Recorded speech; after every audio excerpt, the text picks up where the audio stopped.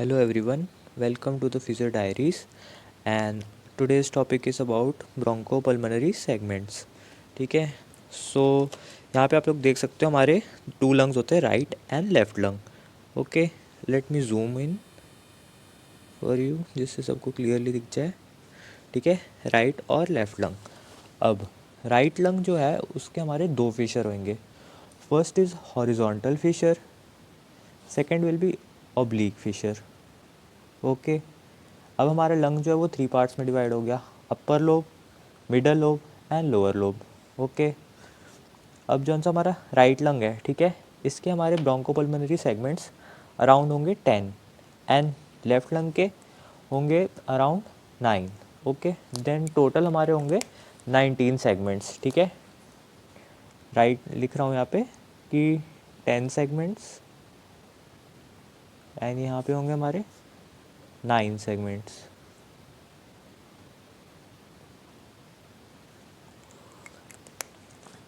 अब इनको नेम करते हैं. ठीक है, फर्स्ट हम राइट से स्टार्ट करते हैं. ठीक है, और लेफ़्ट में सिर्फ ऑब्लिक फिशर है. अब राइट वाले पे आ जाते हैं. तो राइट वाले में सबसे पहले हमारा अपर लोब. ठीक है, इसको हम 3 सेगमेंट्स में डिवाइड करेंगे. एक मर्सिडीज साइन बना दो इधर. ओके, ये बन गया हमारा मर्सिडीज़ का साइन और इसने इसको डिवाइड किया एपिकल,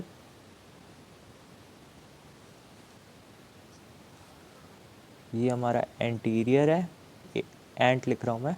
ठीक है, ये पोस्टीरियर है. ओके, मैं शॉर्ट फॉर्म यूज़ कर रहा हूँ. ठीक है, अब ये अब middle lobe. Okay, middle lobe है वो 2 सेगमेंट्स में डिवाइड हो जाएगा. ठीक है, ये जौन सी मीडियल, जौन सी अंदर वाली साइड है वो हमारी मीडियल होएगी. ठीक है, एंड यहाँ पे लैटरल होगा. तो ये दोनों हो गए हमारे मिडल लोब के दो पार्ट्स, दो सेगमेंट्स आई मीन. ठीक है, देन हम आ जाते हैं हमारे लोअर लोब में. ठीक है, ये लोअर लोब है. अब इसके अंदर 5 सेगमेंट्स होंगे. सबसे ऊपर यहाँ पे हमारा सुपीरियर सेगमेंट है, सुपीरियर. ठीक है, और यहाँ पे ये 3 में और डिवाइड हो जाएगा नीचे. एक्चुअली 4 में डिवाइड है, एक उस तरफ है. ठीक है, वो डायग्राम में नहीं रिप्रेजेंट हो पाएगा बट वो भी है एक सेगमेंट. ओके, एंड ये हो गया हमारा एंटीरियर बेजल, ये हो गया हमारा मीडियल बेजल एंड यहाँ पे हो गया posterior bezel.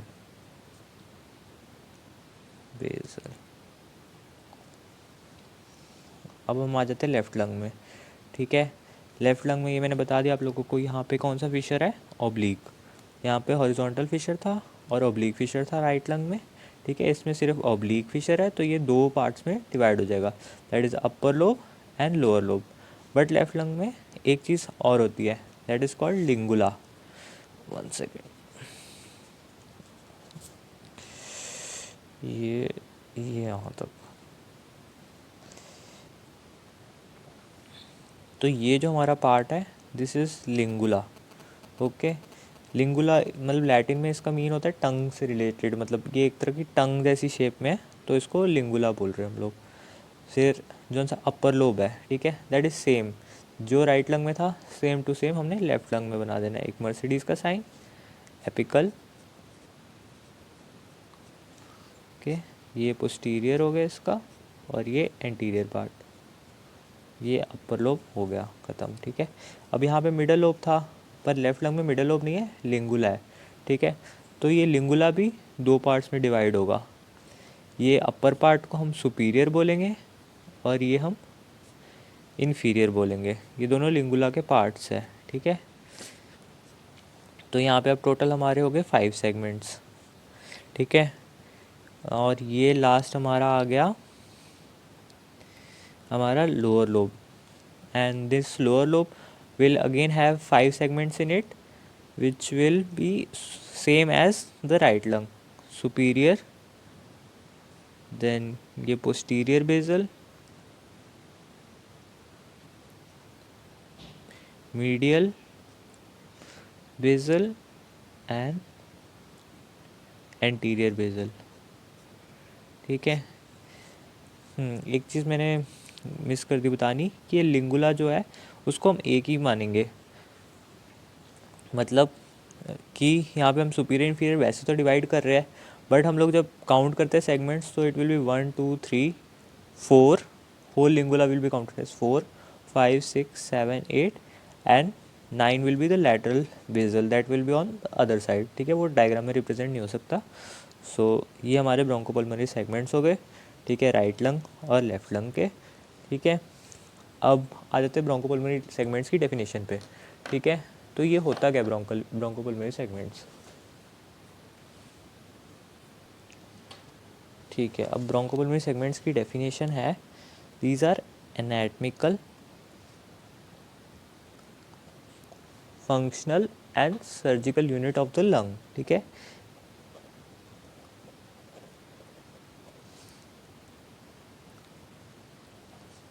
Surgical unit of the lungs. Okay, और ये तो इसकी डेफिनेशन हो गई। ठीक है, तो इसमें इसकी सिग्निफिकेंस क्या है। इसकी सिग्निफिकेंस ये है कि जैसे एक सेगमेंट है, ये सेगमेंट मान लो हमारा डिजीज़ हो गया ट्यूमर से, या इसमें सिक्रीशंस भर गई है। ठीक है, तो फिर हम लोग क्या कर सकते हैं, हम लोग सर्जरी के थ्रू सिर्फ इस सेक्शन को रिमूव कर सकते हैं। ठीक है, और बाकी के जो भी पार्ट्स हैं वो सारे बिल्कुल नॉर्मली फंक्शन करेंगे।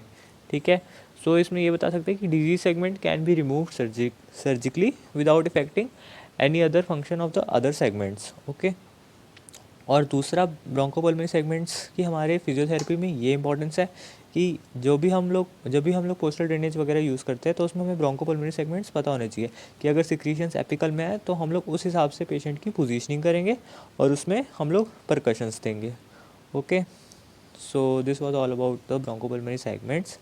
एंड अगर आपको ये वीडियो अच्छी लगी हो और ये यूज़फुल लगी हो आपके लिए आपकी फिजियोथेरेपी की स्ट्रीम में, तो प्लीज़ मेरे चैनल को सब्सक्राइब करें, लाइक करें एंड शेयर करें।